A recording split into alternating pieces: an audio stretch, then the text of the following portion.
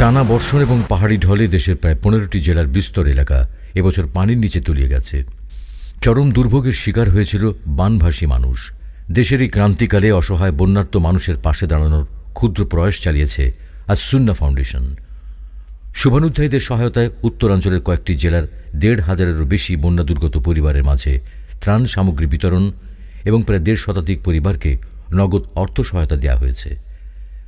ত্রাণ সামগ্রীর মধ্যে ছিল চাল, ডাল, তেল, আলু, চিড়া, মোমবাতি, লাইটার, খাবার স্যালাইন এবং পানি বিশুদ্ধকরণ ট্যাবলেট ইত্যাদি।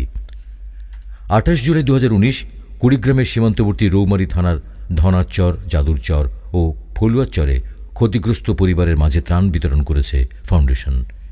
এছাড়াও রাজীবপুর থানার চর সাজাই, গুচ্ছগ্রাম ও কোদালকাঠি ইউনিয়নে এবং চিলমারী থানার বক্তবাজার, অষ্টমীর চর, ঠাটিয়ার চর ও শাকাহাটির 5 শতাধিক বন্যার্ত পরিবারের মাঝে ত্রাণ বিতরণ করা হয়েছে।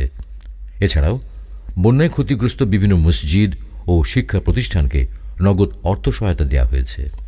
29 জুলাই গাইবান্ধা জেলার সদর থানার কামারজানি ইউনিয়নের খারজানি ও ছাতারকান্দি চরে 500-এরও বেশি পরিবারের মধ্যে ত্রাণ বিতরণ করা হয়েছে। এর আগে স্থানীয়দের সহায়তায় আশেপাশের বিভিন্ন চরের ক্ষতিগ্রস্ত পরিবারকে চিহ্নিত করে তাদেরকে ত্রাণ গ্রহণের জন্য টোকেন বিতরণ করা হয়েছিল। এর মধ্যে স্থানীয় একটি হিফজ মাদ্রাসা ছাত্ররাও ছিলেন।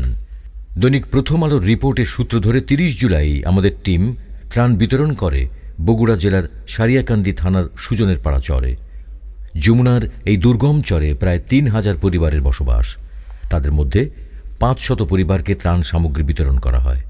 এ সময় স্থানীয় জনপ্রতিনিধি উপস্থিত ছিলেন।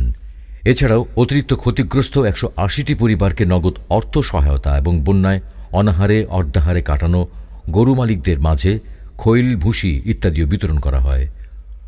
দুর্গত এলাকাগুলোতে 10টি গরু ও 31টি ছাগল কোরবানি করে দুস্থদের মাঝে গোশত বিতরণ করা হয়েছে। জামালপুরের একটি দুর্গম চরে বন্যায় ভিটেমাটি ছাড়া 30টি পরিবারকে ঘর নির্মাণ করে দেওয়ার কাজ এগিয়ে চলছে। যারা এই মানবিক উদ্যোগে আমাদের সাথে যোগ দিয়েছেন, মহান আল্লাহ সকলের প্রচেষ্টা কবুল করুন। আস-সুন্নাহ ফাউন্ডেশন সম্পর্কে বিস্তারিত জানতে ভিজিট করুন www.assunnahfoundation.org।